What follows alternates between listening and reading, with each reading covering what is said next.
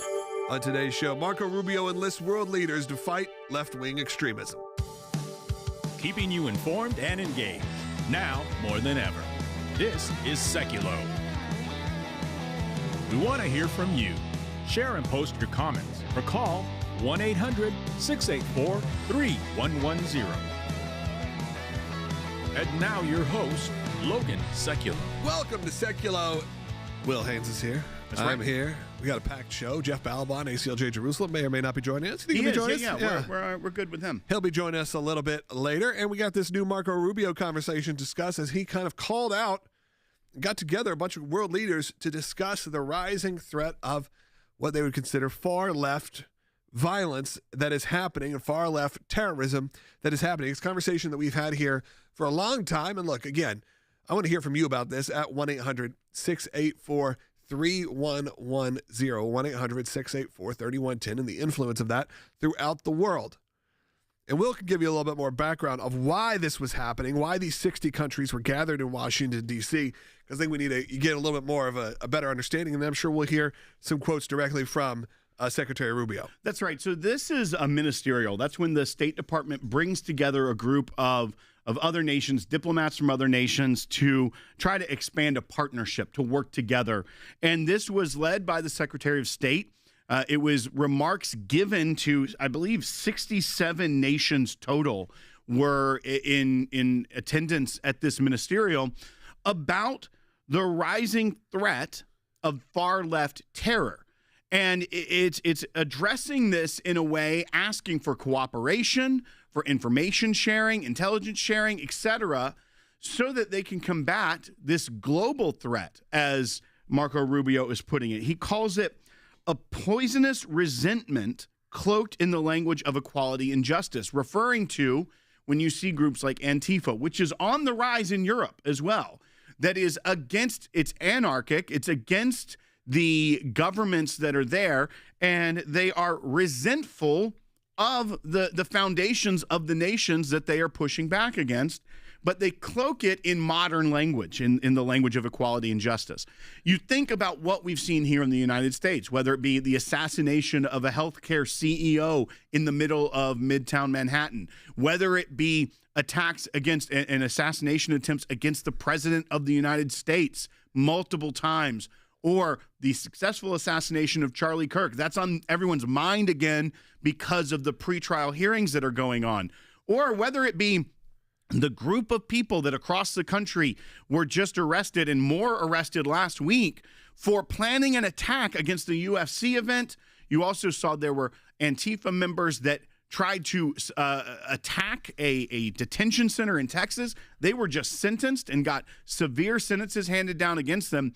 This isn't one-off things. These are multiple events just here in our country, and that is what the Secretary of State is pointing out. And we're going to play a lot of sound from him as well today. I mean, we can go to New Year's Eve in New Orleans, all the things that have happened over the last few years. I mean, I was at the World Cup yesterday in Atlanta, and the police presence and the what almost felt like National Guard level presence was wild to see. Now, you did feel very safe. I felt very secure there. There was no issues that occurred while we were there.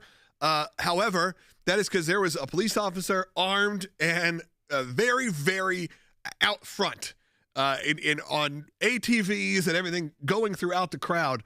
It was a pretty wild scene to see, but in a way, you felt very protected, very safe to go to these giant events when you know there is this rise happening. We are going to hear from Secretary Rubio in just a little bit. We'll play it when we get back from this segment. We take a real short break. But this is a great time to call. I want you to give me a call. What do you think about this? Is it good that we are now calling this out? What can be done about it? 1-800-684-3110. 1-800-684-3110.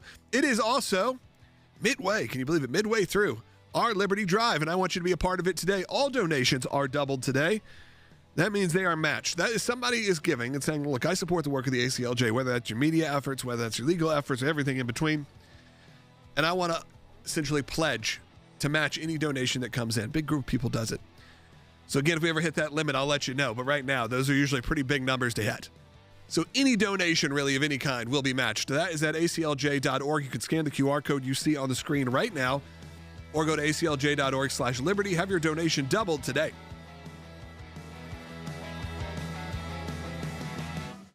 We are here together because the resurgence of political terrorism, transnational in design, and far-left in doctrine is no longer the concern of any one nation.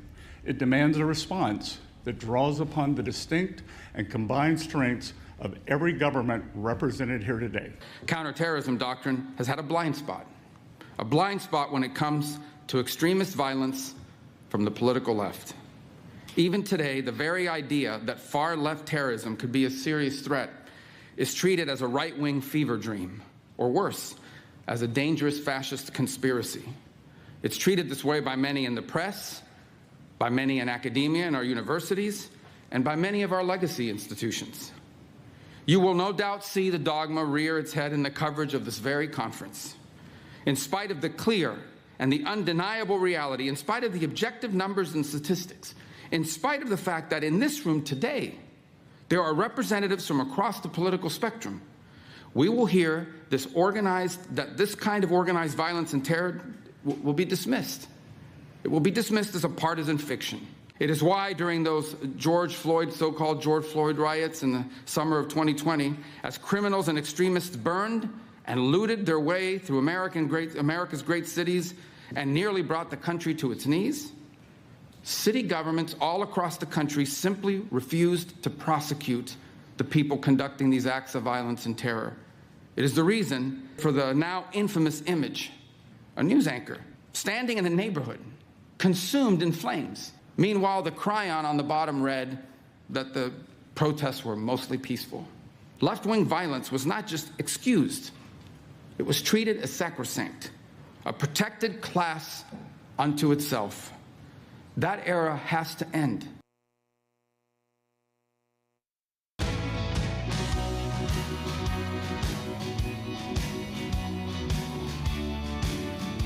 Welcome back to Sekulow. We are going to take your calls. Please call in if you're listening right now and you want to speak out about this. This is a moment where the world is turning and looking at real extremism that is happening around the world and trying to decide how they're going to best address it. This was, again, Marco Rubio meeting with about 60 different world leaders to discuss this. And I know, Will, you should hear directly from the man himself.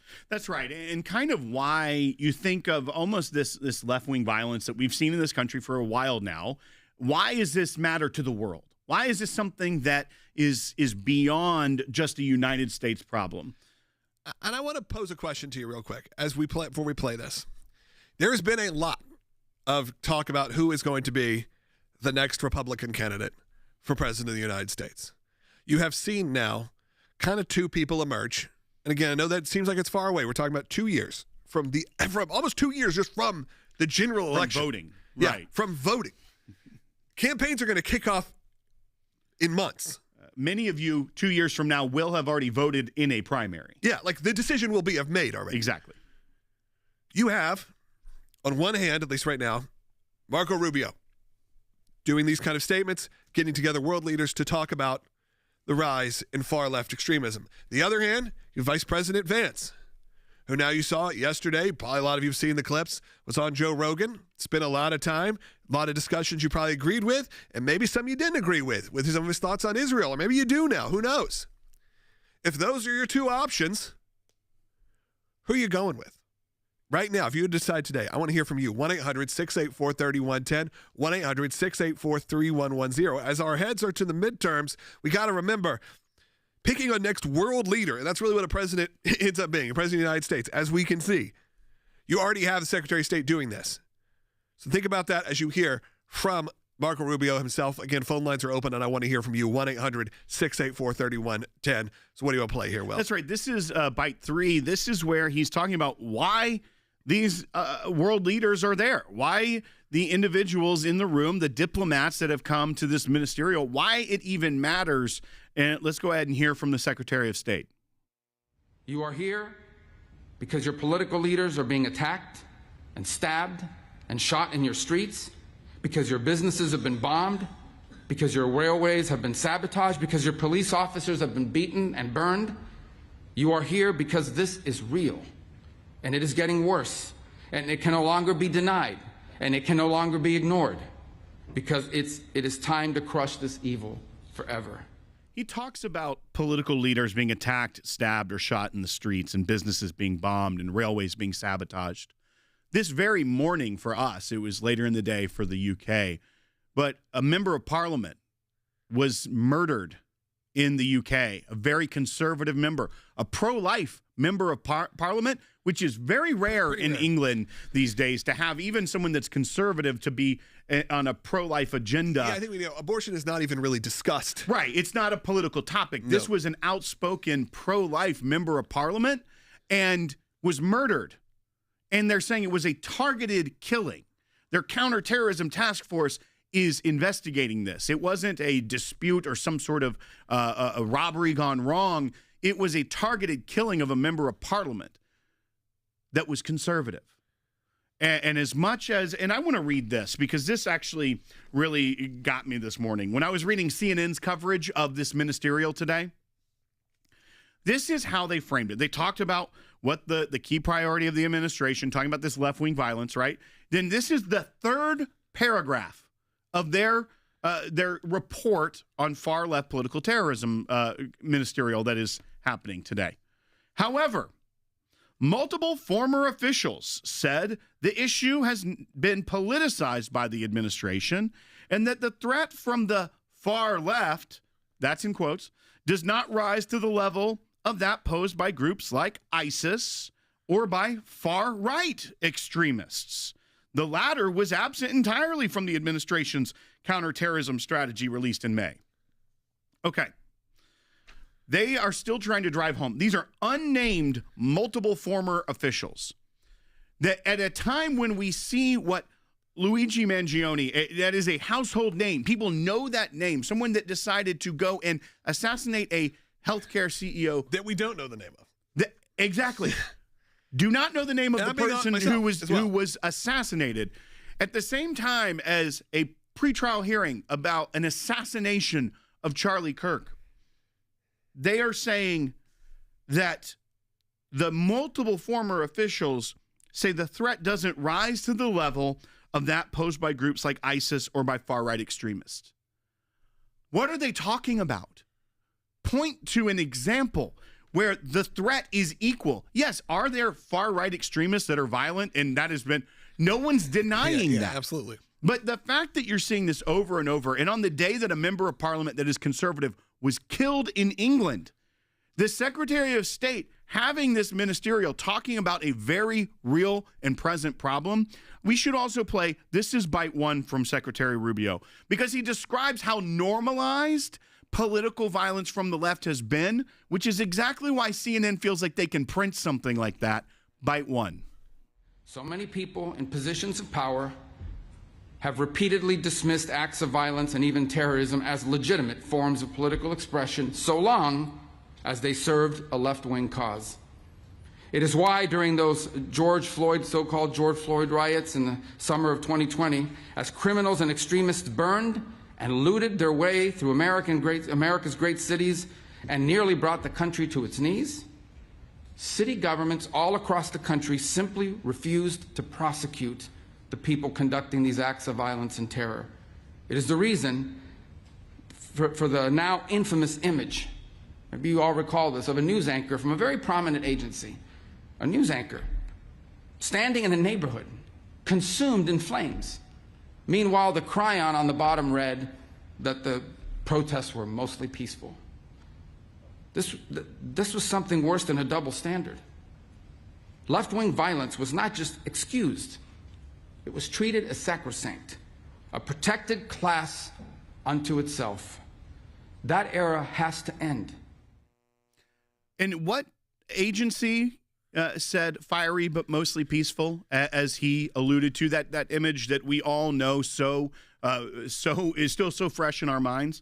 The very same agency that printed, however, multiple former officials said the issue has been politicized by the administration and that the threat from the far left does not rise to the level of that posed by groups like ISIS or by far-right extremists. Just seeing it. Right. It's the same one. Of course, they're going to say that it doesn't pose the same threat because they think that firebombing entire cities is mostly peaceful. It's not even do they think it. It's do they think their audience will agree with them. And that's all they're doing is writing content or producing content that they know is just to serve up to their audience not letting that audience think for themselves, not letting that audience decide. And look, I could say the same happens on the right-wing media as well, so maybe even so more in the alt-right space, where you serve up content just based on what you think your audience wants, so they get advertising revenue, so they get clicks, and so on and so on. We all know that those riots in 2020, whether you agree with the acts that were preceded that, which obviously most people do not, they were horrible. You did not likely watch the looting of these cities and said, that's the way to fix this problem. But you had to defend it in the moment. That's what happened with these media organizations. And now we've seen the same with Israel. We've seen the same with so many different topics that have come up in America where, if you're not rioting on the streets, then you're part of the problem here. And I like that Secretary Rubio is calling it out. I do think there's some more recent ones he could call out even. Not necessarily just looking back 6-7 years now. But I want to hear from you. 1-800-684-3110. Let's go to Elena first in Illinois. Elena, go ahead.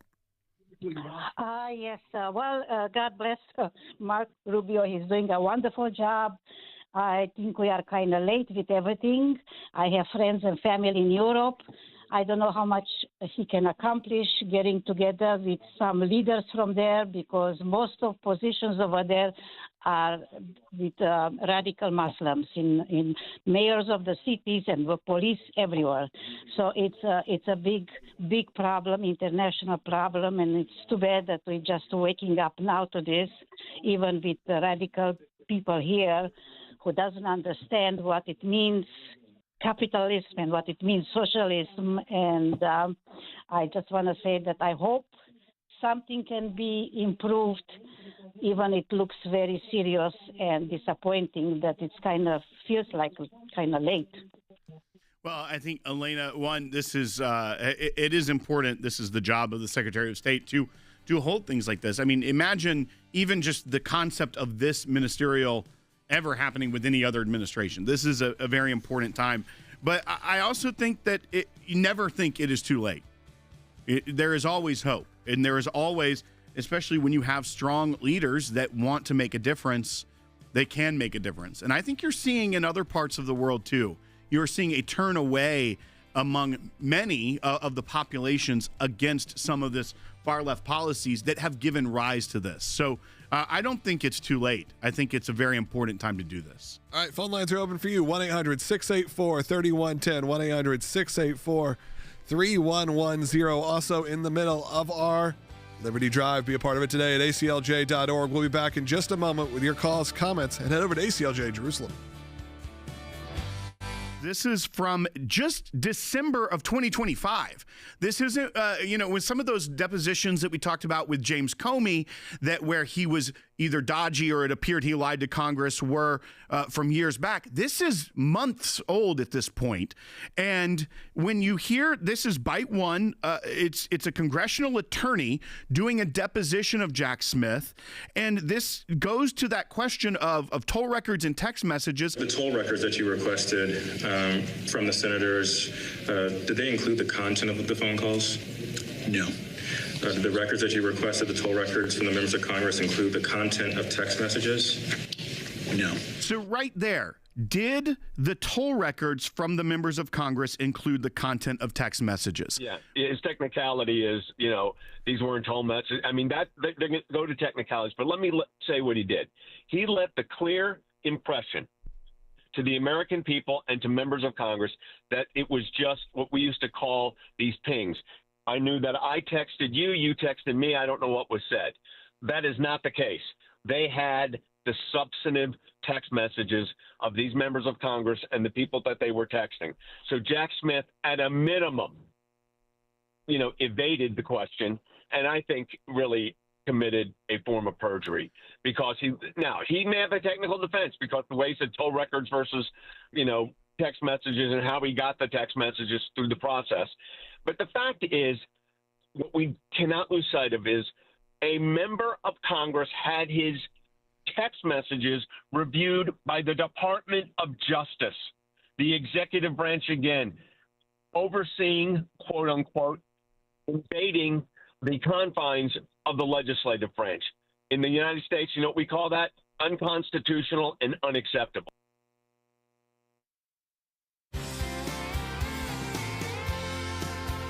Welcome back to Sekulow. We are going to take your phone calls at 1-800-684-3110. In the next segment, we'll kind of reset. We're talking about a lot of you are already calling in, though, specifically. And one of the questions I asked was, you kind of have 2 years till we all go back to the polls. So early voting will probably begin, in August or so, or September of just 2 years from now. I'm not talking about the midterms. Because, look, the presidential campaign will kick off here very soon.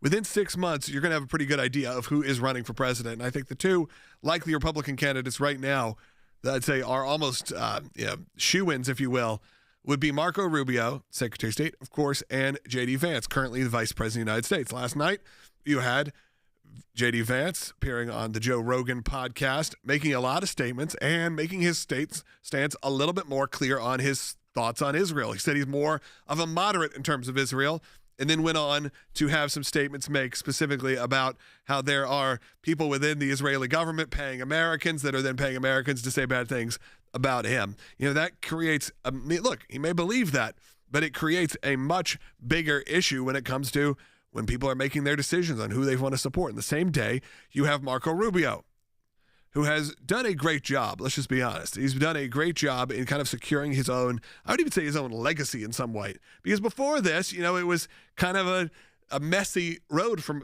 Secretary Rubio in terms of presidential attempts and some gaffes here and there. And he finally kind of found his footing.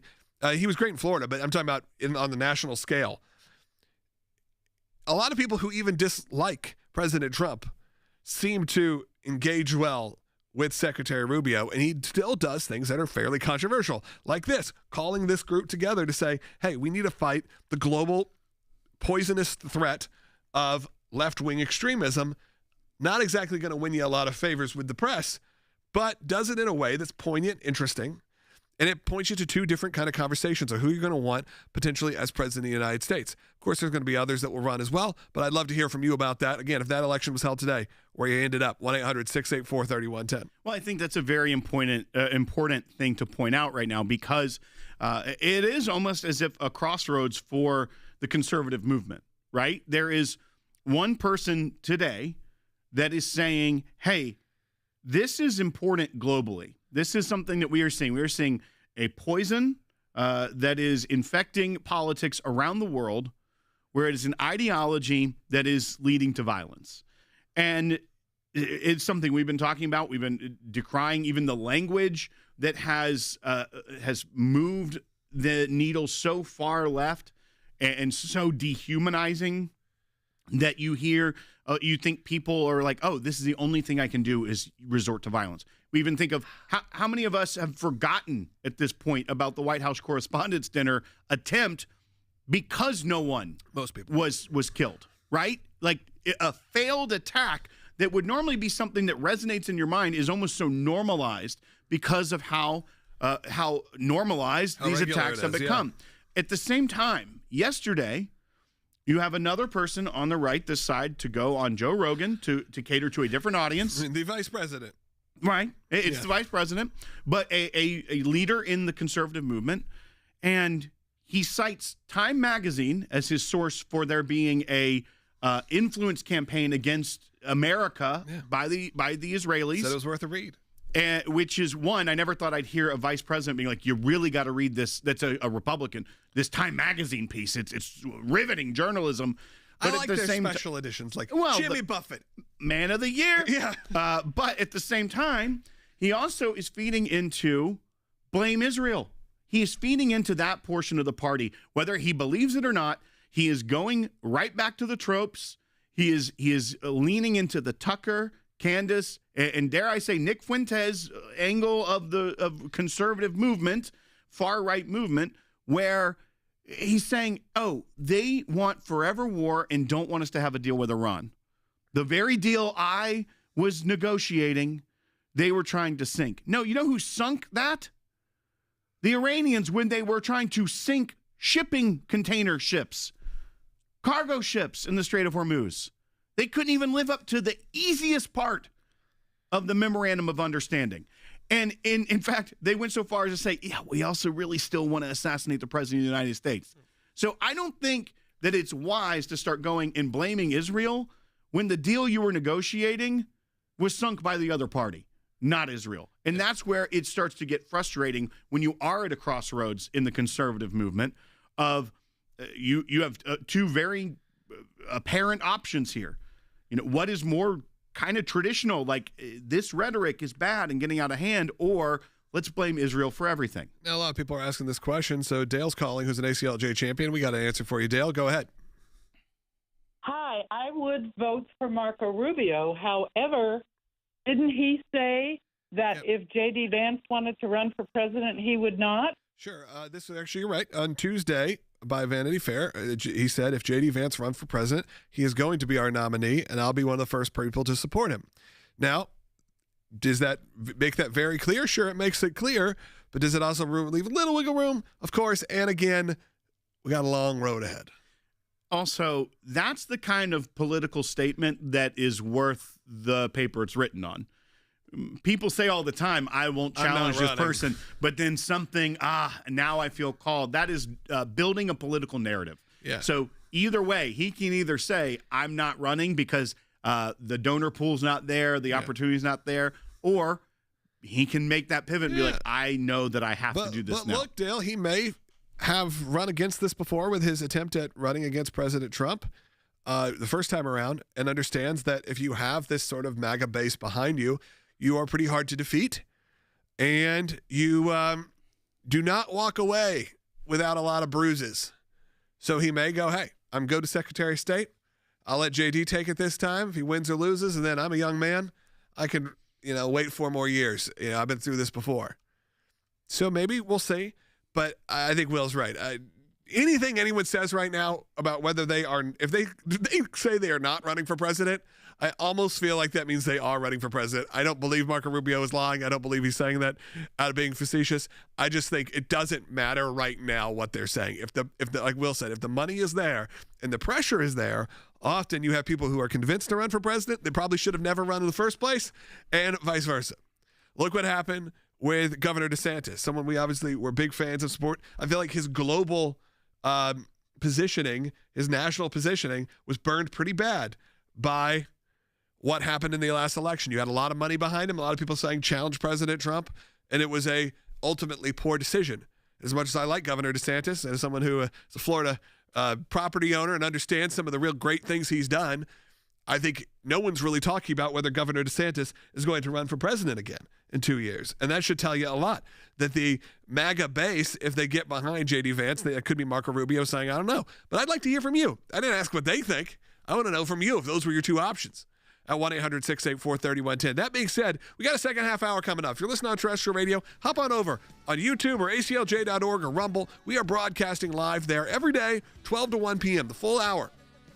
Of course, you can catch it replayed immediately following it, in perpetuity forever, because it's available on demand. That's at ACLJ.org, the ACLJ app, or however you get your podcasts. We are there. Again, if you never seen us, watch the full television style production that we do for YouTube, Rumble, ACLJ.org, Facebook. It's all there. Phone lines are jammed right now. We have one open, 1-800-684-3110.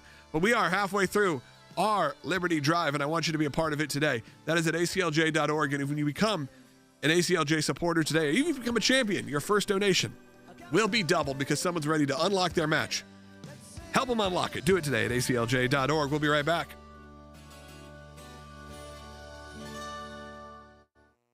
We hold these truths to be self-evident, that all men are created equal, that they are endowed by their Creator with certain unalienable rights, that among these are life, liberty, and the pursuit of happiness. They are the cornerstone on which our constitutional republic was built. And over the past 250 years, through those God-given rights, we have formed a great nation. A nation the world has looked to for guidance, for support, and for protection. This month we celebrate our liberty, but that liberty is fragile and requires every American to defend it. In honor of America's birthday, we're redoubling our commitment to continue fighting against any attacks that would strip us of that freedom. We owe it to our forefathers, who sacrificed everything to stand up to tyranny when their freedoms were threatened. You can join the fight right now through our ACLJ Liberty Drive and have your tax-deductible gift doubled, dollar for dollar, to enable the ACLJ to fight to defend our God-given liberties. Keeping you informed and engaged. now more than ever. This is Sekulow. And now your host, Logan Sekulow. Welcome to Sekulow. Phone lines are open for you. This second half hour is going to be packed. We're headed over to ACLJ Jerusalem with Jeff Balabani, and we're going to be taking your calls. And we have almost a full bank of calls right now. A lot of you want to engage in this conversation. It is starting that conversation between Marco Rubio versus J.D. Vance. And, of course, they're not saying it. They seem to be good friends and buddies. But, of course, you have some big moments happening here. The midterms are just a couple months away, which means the presidential election is going to really start ramping up in just a few months. And you're having those moments. There's a reason why J.D. Vance is on a press tour. There's a reason why he's showing up on, obviously he's selling a book and that kind of thing, but we know how this works. You sell the book, you start the conversation to inevitably run for president. We know that is probably around the corner for J.D. Vance, and there's a lot of pressure on Secretary Rubio to do the same. It's sort of a counterbalance to what J.D. Vance is doing. And now they're starting to, the delta is widening. They're starting to really make their own paths, and their paths are catering to two very different audiences. One probably more aligns with the people who are watching our show, just being honest, and one maybe more aligns with people that are listening to Tucker. That's not to say that there's not a lot of crossover there, that you're going to agree on 80% of it, but that 20% seems to be driving a lot of internet conversation. Of course, the big ticket item there is Israel. The big ticket item there is our status as a worldwide superpower, if you will. And honestly, when you have someone like Marco Rubio out there making these statements, getting people together from all over the world to talk about the rising left-wing extremism, it's an interesting conversation. And then you have J.D. Vance over on Joe Rogan, spending some of his time at least talking about how he's a moderate on Israel and really doesn't really respect it that much and feels like there's a lot of problems going on within their government. Again, it's his right to do it, but it's catering to two very different groups, both of which may consider themselves quote-unquote Republicans. So what does that look like for the future? We're going to have a lot of conversation about that with you. A lot of you have called in specifically about this, and I want to make sure that we do get to hear from you. Yeah, and I think we should play this from the secretary before we go into the next segment because, one, this is byte 11 for our control room, that when you talk about this, you can boil it down to yesterday and today into two really clear lines. One is focused on a threat that threatens civilization. When the radicals that are using violence, even within our own country, are using that to tear down institutions. And the other is using 1,000-year-old tropes to blame one group of people. That's really the as simple of terms as you can get to what we're looking at, the difference between these two opportunities, one being a ministerial for foreign governments, the other being a podcast interview. But listen to what Secretary Rubio had to say in byte 11 about this threat and how, when he's calling everyone to fight together. Fight for what is ours. It is easy to destroy great things. It is far more difficult to make them. The enemies of civilization are only capable of the former. They are only capable of destroying great things. All they know is destruction. But we have built great things together. We have done it time and again. We know what we must do, and now we must do it. He goes on to talk about how the threat of these groups, they're hosting communications in one country, they're raising money in another country, and they're deploying their tactics in a fourth, recruiting militias, et cetera. So this is where the way he's describing this ideological threat really landed home. And I feel like for a lot of those in attendance, it probably lands very well at home for them as well, as they see what's happening to their own politicians in their own countries.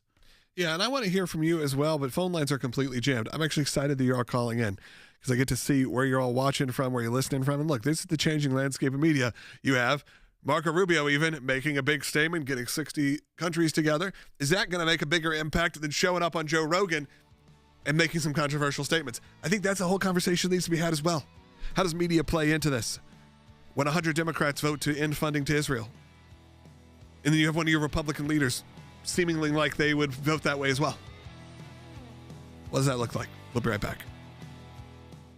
Fetterman Fetterman has been on the edge, for many years now, specifically since the October 7th attack. I feel like that was kind of the sticking moment for a lot of people, specifically Jewish Americans, who said, you know what, our party has gone too far in all of their responses to these attacks, and now have really inched themselves towards communism, inched themselves towards kind of crazy town for a lot of the candidates they are running. And by the way, not only are they running, but they're winning. And you have a candidate, a more traditional Pennsylvania Democrat like John Fetterman, saying, this is not the Democratic Party I'm used to. This is not where I originally signed up to be. And now we are seeing that not only from him, but even from Hollywood, as people start to inch themselves and kind of push themselves away from the Democratic Party. That's happening right now. We're talking about John Fetterman going on and calling out the rest of his party. This largely is in reaction to these new allegations against the candidate for Senate in Maine, Graham Plattner. This is someone who has had a litany of issues, and it seems like these latest round of allegations are the final straw for those in the Democrat Party. The Nazi tattoos were not enough. That wasn't the red line for them, as it was for many of us, but it has gotten progressively worse, and not in the progressive way they would like to claim as their mantle. But what you're seeing now is this pushback, and all of a sudden people rescinding their endorsements of this man that has consistently shown that he has a bad past and has not really shown that he is reformed in any way. That's kind of been what the talking points have been all along, is that, oh, these were things, they keep digging up stuff, who among us, cast the first stone. These are literal phrases you're seeing thrown around on social media. They now seem like they have had enough with him.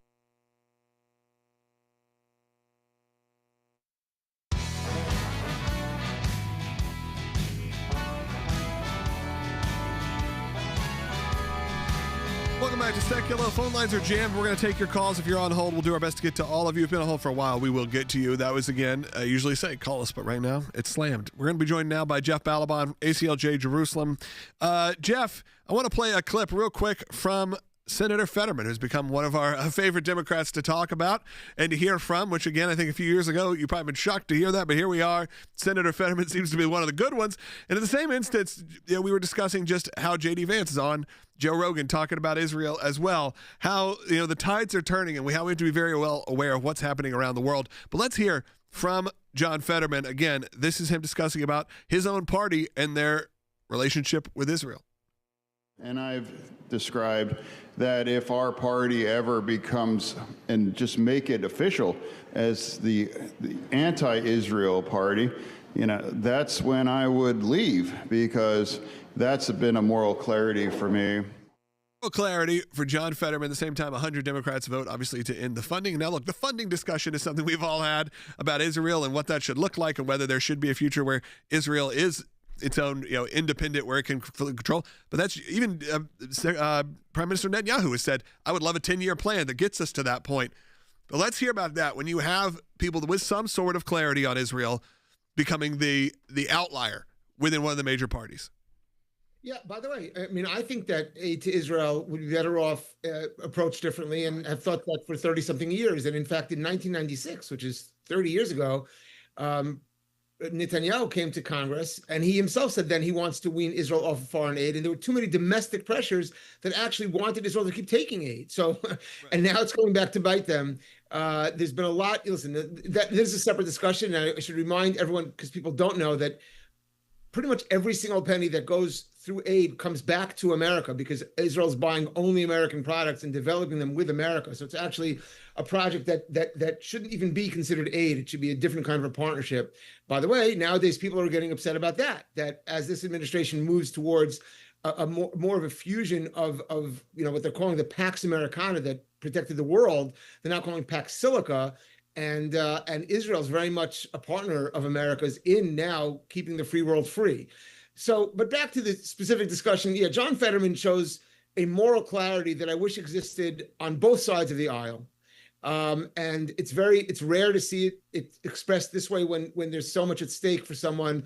But he has essentially, it looks like, destroyed his career as a Democrat by standing for simple, basic morality and decency. I would like to see some more of that with some members on both sides of the aisle.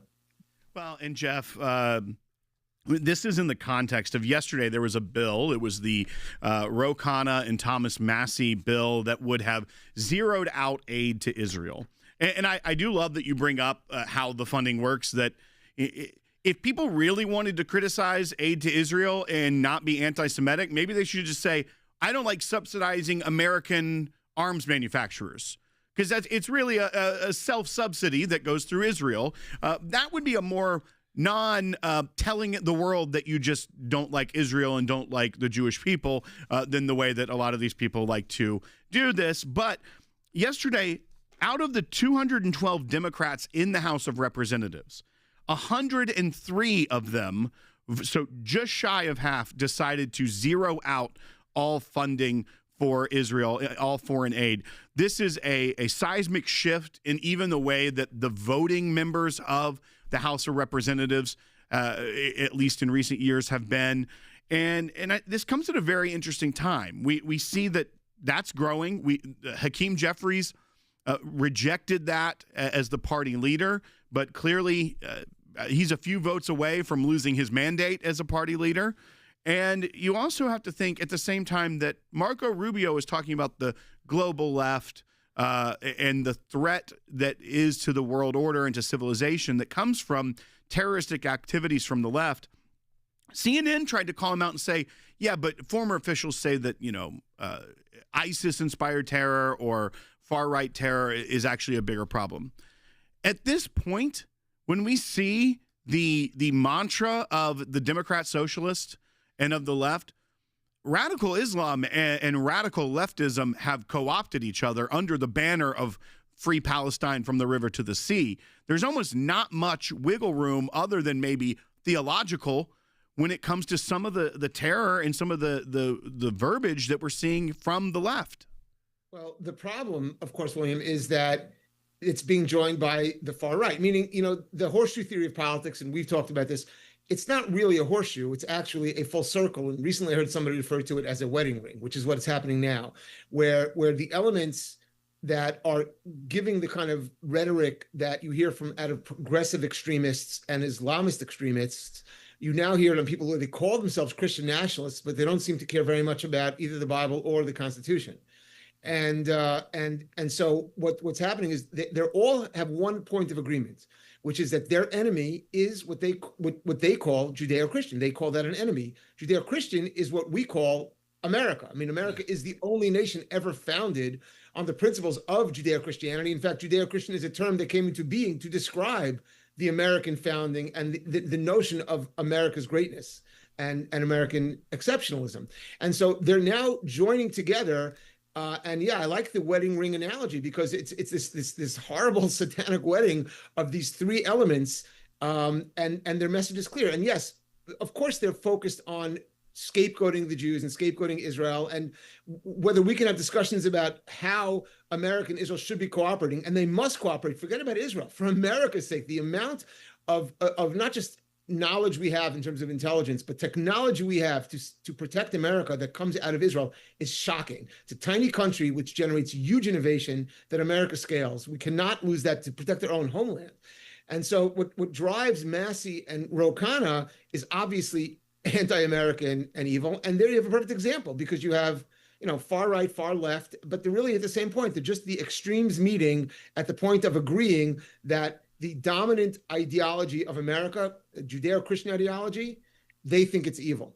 Well, and I think one problem that we have to face, and all of us are going to have to face, especially post-midterms as we look towards another general election not too far around the corner, is we have a situation now where earlier this week, Nick Fuentes, who is not someone that should be platformed in many places, if anywhere, was basically taking a victory lap, saying, hey, these other people on the right are just grifters, they're getting foreign money, et cetera, things that we've been calling out, and is almost trying to normalize his brand of hate, saying, like, I'm the original anti-Semite. Like, I mean, I've been calling out Israel for far longer, so I'm the real deal here. But it got shared so much because of him calling out other people as grifters for anti-Semitism, but the undertone was that no, you need to listen to me. Yeah, so it's saying the far left was essentially funding this campaign, right? At the same time, you have the vice you have the vice president of the United States. We are a country founded on personal responsibility, individual liberty. Go on and decide to use some of the oldest tricks in the book to blame Israel for the problems of the MOU, saying there was a campaign trying to take it down by Israel. I read it in Time magazine, so it must be true. When in reality, now you're going to have all these people that listen to Joe Rogan and listen to the vice president and respect his opinion, thinking, it was Israel's fault that Iran started targeting container ships in the Strait of Hormuz and threatening to kill the president of the United States again. It's spreading, dare I say, misinformation and lies about the reality of this and trying to once again blame Israel. Sure. Just like it must have been Israel's fault that there was an Iranian revolution and they took American hostages and they've been our enemies since the revolution. Look, this notion of scapegoating the Jews, it's not new. It's happened over and over again, literally since the time of the Bible. This is not new. We see this all the time, and we see what happens to every culture that chooses to blame the Jews. And you don't have to just, God always works through what appears to be nature, because it's all deniable, right? God's always deniable by those who want to deny him. But when does a culture collapse? A culture collapses when it's so torn apart. There's no shared values. There's no shared morality. And so they can't solve a problem. There's no common basis. And so they're looking for someone to blame. Well, they'll blame the Jews for a lot of reasons. And then when they've killed their Jews or expelled their Jews or done whatever it is to thrown their Jews in ghettos and gotten rid of them, then they collapse because there's nowhere to go besides killing themselves. And we are a very dangerous place in America. I mean, I don't want to be so negative about it. We're a place in America where the conservatives used to sort of mock it and say, oh yeah, we have all the guns. So it come the revolution, if the liberals rise up, we have the guns. Well, now they have more guns. That's so now the people with the guns are moving to be a little more violent and nuts, and the people who are violent and nuts are getting more guns. And it's a dangerous moment here. And this midterm election, I think, is shaping up to be an incredibly pivotal election for America's survival. Forget about Israel's survival, for America's survival. Yeah, Jeff, thanks for joining us. And look, I think you're right. This happens seem to be in every generation has their moment where anti-Semitism rises to extreme. The fact that history continues to echo. This just happens to be the one we're living through. Yeah, our grandparents lived through one, and this just happens to be the one that this generation is dealing with. We thought it was over? No, sorry about that. Phone lines are open for you. I want to hear from you. 1-800-684-3110, 1-800-684-3110. We'll be right back taking all your calls and comments at aclj.org as well. We hold these truths to be self-evident that all men are created equal, that they are endowed by their Creator with certain unalienable rights, that among these are life, liberty, and the pursuit of happiness. They are the cornerstone on which our constitutional republic was built. And over the past 250 years, through those God-given rights, we have formed a great nation. A nation the world has looked to for guidance, for support, and for protection. This month we celebrate our liberty, but that liberty is fragile and requires every American to defend it. That's why this month we've launched the ACLJ Liberty Drive. Our rights to pursue life, liberty, and happiness are under attack, not only from foreign enemies, but from powers right here in our own country, who feel our rights do not come from God, but from the government, from elected officials with political agendas, many of which do not include God or faith or freedom of religion. The statement that our rights do not come from our laws or our governments is extremely troubling. They're challenging the very words of the Declaration of Independence and using the mainstream media to further their anti-faith ideology. What about this passage from Mike Johnson declaring that our rights do not derive from government, they come from you, our Creator, and Heavenly Father? Is this him putting God over the Declaration of Independence? In honor of America's birthday, we're redoubling our commitment to continue fighting against any attacks that would strip us of that freedom. We owe it to our forefathers, the farmers, the teachers, the businessmen who sacrificed everything to stand up to tyranny when their freedoms were threatened. You can join the fight right now through our ACLJ Liberty Drive and have your tax-deductible gift doubled, dollar for dollar. to enable the ACLJ to fight to defend our God-given liberties.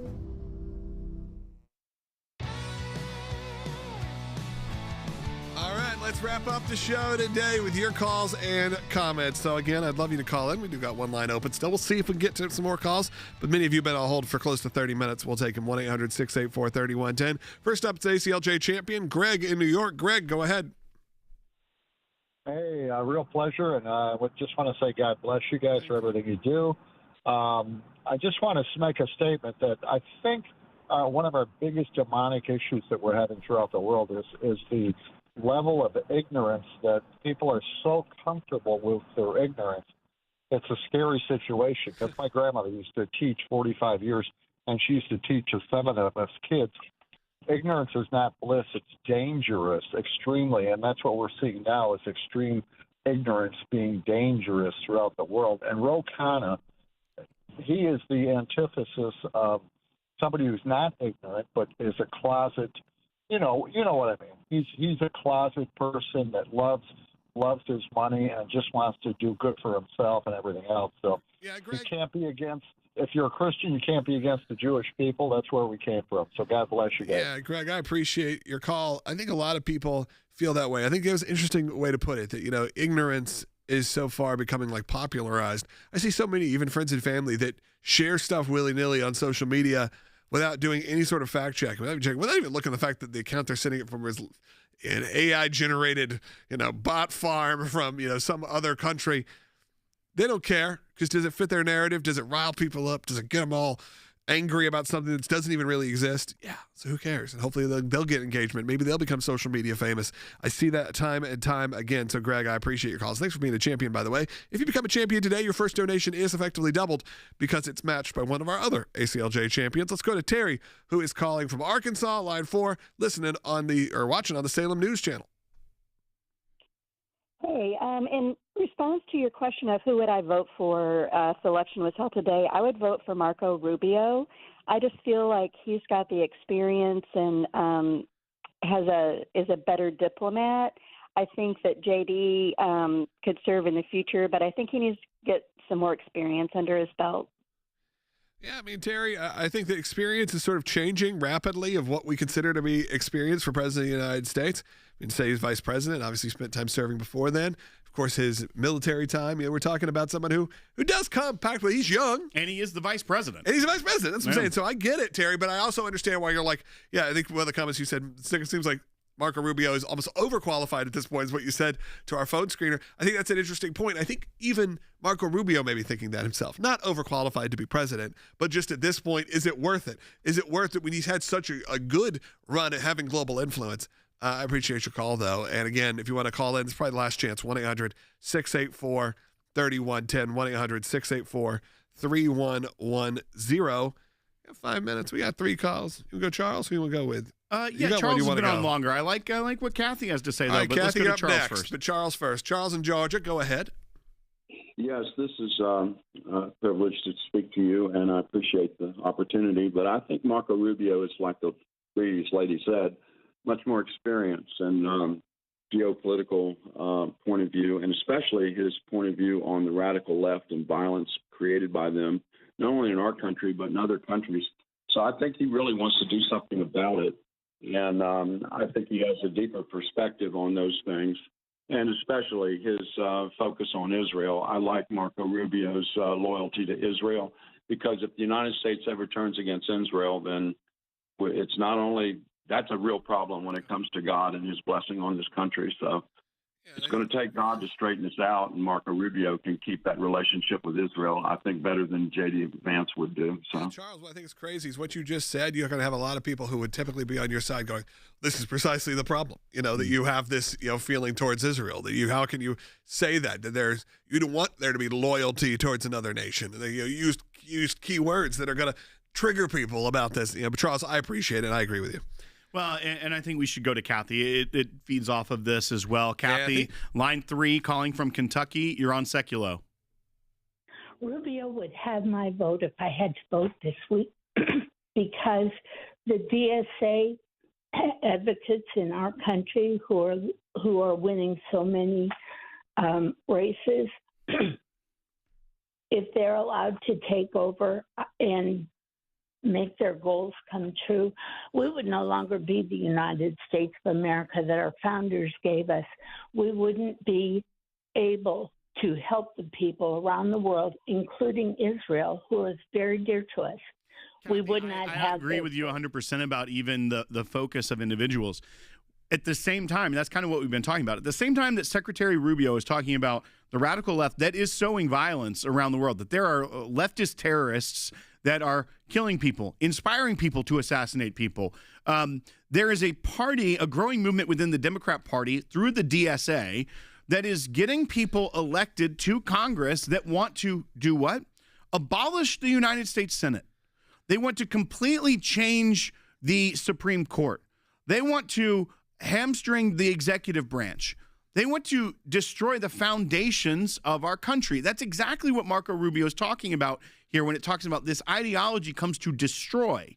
So not every individual is a violent terrorist that is a leftist, but that ideology itself is a destructive ideology. So that's what Marco Rubio is clear-eyed and focused about right now as Secretary of State and talking with other countries. Instead of blaming Israel for the memorandum of understanding. I feel like one is such a present-day easy win for the people that he's wanting to talk to for the vice president. The other is actually focused on policy and the way forward. Because, once again, as we said, if you want to criticize foreign aid to Israel, just criticize the military-industrial complex in America, not Israel. It's not Israel's fault. At the end of the day, the reason that the aid works that way is because of the individuals in Congress decided to set it up to help out the industry in America. I would also say that if you are going to be one of those, even on the right, voices that are critical of Israel, which I think is okay, by the way, I don't think that's a big deal, make sure, because how closely knit this conversation is, don't buy and play in to the trope and the rhetoric and the anti-Semitism. Say it. Make it clear. I'm not talking about the Jewish people. I'm not talking about the Israeli people. I'm talking about a political difference that I have with a certain administration. There's nothing wrong with that. There have been liberal leaders of Israel. There will be liberal leaders of Israel in the future. It is a country not unlike ours with a very split political differences. There's a ton of people, by the way, in Israel who do not like the Netanyahu administration. And they've tried to arrest the guy how many times? It's not like everyone there is sitting on there being the big cheerleader of the current administration, just like here. The problem is they never do that. Go look back at it. Is it talking about Benjamin Netanyahu? Is it talking about that? No, it's just Israel in this blanket painted with a broad brush. How would you feel about that if you had a Democrat leader and they said all Americans are like this? Or you had a Republican leader and you're a Democrat and they said all Americans? It's a ridiculous statement that we're at. Look, we only have 50 seconds. So Celia, unfortunately, I'm not going to be able to get to your call. You've been on hold the longest, so I appreciate you calling tomorrow. We'll try to get to you. But Celia was just saying she believes that if Vice President Vance ran, that he would not be successful.